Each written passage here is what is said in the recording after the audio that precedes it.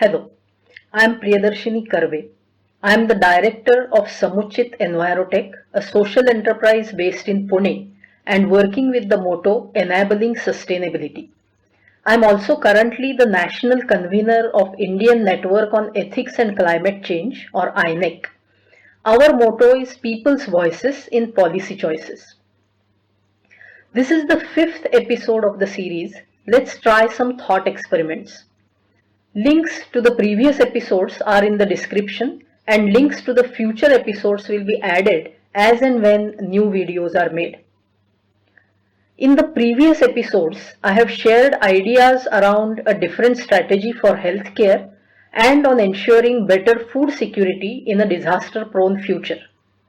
If you feel that it is too daunting to address large-scale systemic challenges, you can focus on the challenges faced and likely to be faced in difficult situations by you and your family.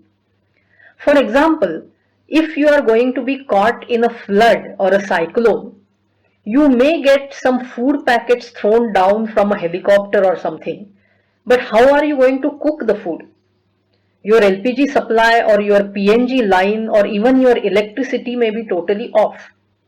The firewood around you will be wet.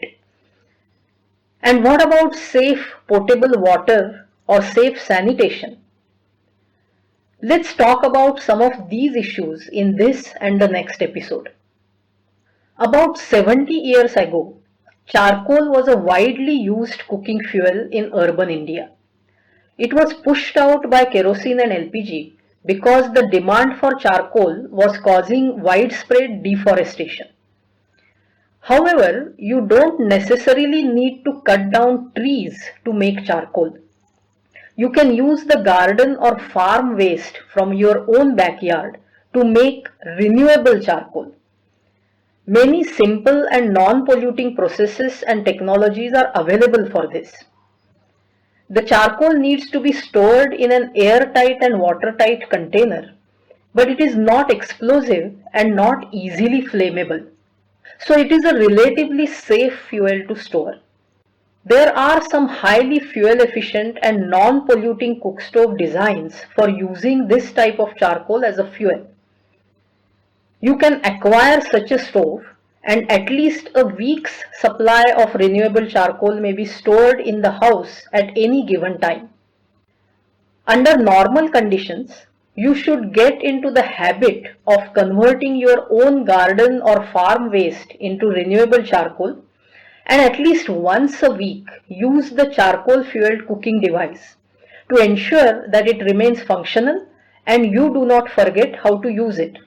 If you are stranded in a disaster with no other cooking energy supply, this can be your lifeline. Samuchit Envirotech offers some products for this, but there are many eco-friendly and safe technologies available out there, both for charring and for cooking with charcoal.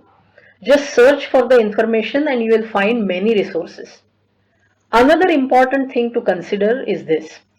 If we are relying only on grid electricity for our lighting and appliances and only on LPG or PNG for cooking, we are taking a huge risk in the face of the many disasters that are highly likely to impact the distribution of these energy carriers.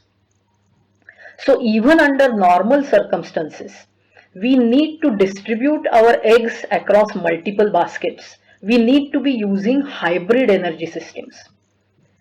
An investment in a rooftop solar system with a good battery backup to supplement the grid supply will be worthwhile in this context.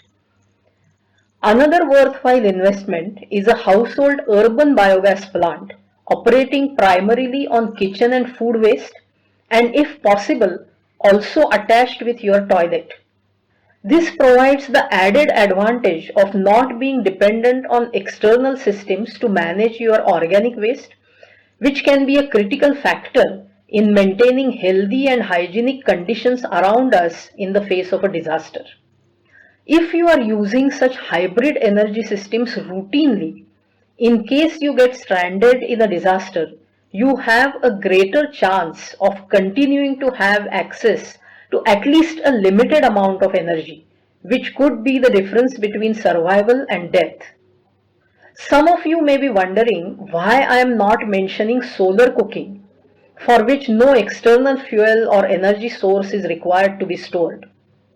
Yes, I totally agree that solar cooking can be a very good option for self-reliance for cooking energy. Some wonderful solar cooker products are now available in the market. However, I am not prioritizing this as a fallback option for climate disasters in the Indian context. This is because most of the climate disasters that are likely to hit different parts of India will be triggered by heavy rainfall. If it is raining and the conditions are overcast, availability of sufficient solar radiation cannot be taken for granted. A couple of my friends who are promoting renewable energy for cooking suggest the interesting approach of community ownership of cooking energy devices and kitchen equipment. This concept has two possibilities. One focuses on using the shared appliances by rotation by each family to do its own cooking. The other approach is that of the community members taking turns in teams to cook collectively for everyone. These are interesting approaches that may prove very useful in a disaster situation. There are many social and cultural barriers that need to be overcome to mainstream such approaches. However, there already are institutional kitchens where daily meals are being cooked for maybe a few hundred to a few thousand people. To start with, these should consider transitioning to renewable energy based cooking. This will definitely save money and time and reduce waste. So there are direct benefits in making this shift for institutional cooking. If some successful models of community level cooking are seen, the concept can spread. After all, nothing unites people like making and eating food together. So this will build closer ties within the community, which in itself is a great strategy for facing disasters. These kitchens must be powered by a hybrid of various renewable energy systems. This will ensure greater energy security. Thus, we may have a clean wood or charcoal stove, a biogas plant, a solar cooker, battery operated food processing devices with solar wind hybrid power, etc. Such a kitchen is more likely to remain at least partially functional in any disaster. And of course, it must be connected with a community food production patch that I talked about in the last episode so that something will always be available to cook. What else can we do to ensure some level of energy security for everyone, even in an extreme disaster situation? I look forward to knowing your thoughts on this. Thank you.